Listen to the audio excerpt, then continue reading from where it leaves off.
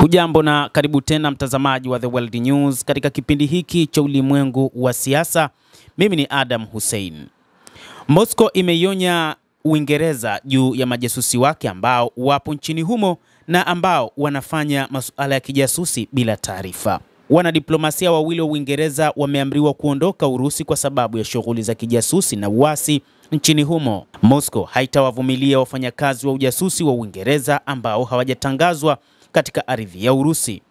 Hii ni kwa mujibu wa Wizara ya Mambo ya Nje ambayo imeeleza na imesisitiza raia hao wa Uingereza kutoa habari sahihi wakati wa kutuma maombi ya visa ya nchini Urusi.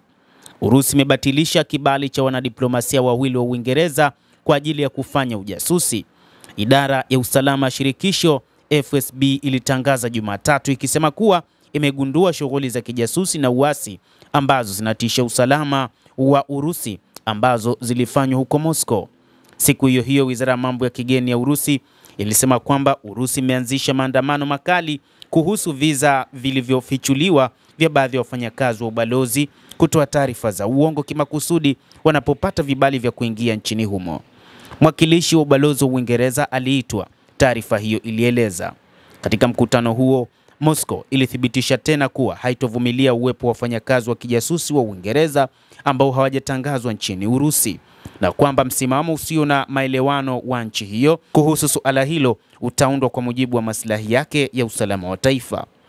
FSB iliwataja watu hao wawili waliofukuzwa kuwa ni katibu wa pili wa ubalozi wa Uingereza na mke wa mwanadiplomasia mwingine wa Uingereza ambao waliingia nchini Urusi kwa ajili ya kufanya kazi za kijasusi. Shirika hilo limesema lilifichua dalili za ujasusi na hujuma za wote wawili. Wawili hao walishtakiwa kwa kutoa taarifa za uongo kimakusudi walipoingia nchini Urusi na wamepewa wiki 2 kuondoka nchini humo. Tangazo hilo linafuatia Uingereza kumfukuza mwanadiplomasia wa Urusi hivi majuzi, hatua ya kulipiza kisasi baada ya Moscow kumfukuza mwanadiplomasia wa Uingereza mwezi Novemba.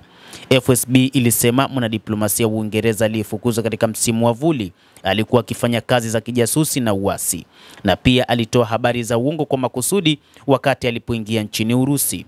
Ofisi ya Wizara ya Mambo ya Nje ya Uingereza ilishutumu Moscow kwa kutoa mashtaka mabaya na yasiyokuwa na msingi dhidi ya wafanyakazi wao. Uhusiano kati ya Moscow na London umedorora hadi kupungua kwa vita baridi tangu kuongezeka kwa mzozo wa Ukraine mwaka 2022. Uingereza imekuwa moja ya ungaji mkono wakuu wa Kiev, ikipiga duru mfululizo katika vikwazo kwa Urusi na kutoa msaada wa kijeshi kwa Ukraine. Uingereza ilikuwa taifa la kwanza la magharibi kuahidi mizinga ya vita kwa Ukraine na imetoa makombora ya masafa marefu. Zaidi ya hayo, London imetoa mafunzo kwa wanajeshi 51,000 wa Kiukraini katika ardhi ya Uingereza kupitia operesheni ya Interflex.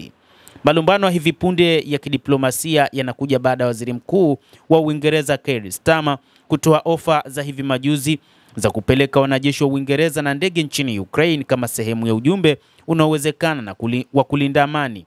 Hapo awali Moscow ilionya kwamba wanajeshi wote wa kigeni nchini Ukraine bila idhini ya Umoja wa Mataifa watachukuliwa hatua na watalengwa.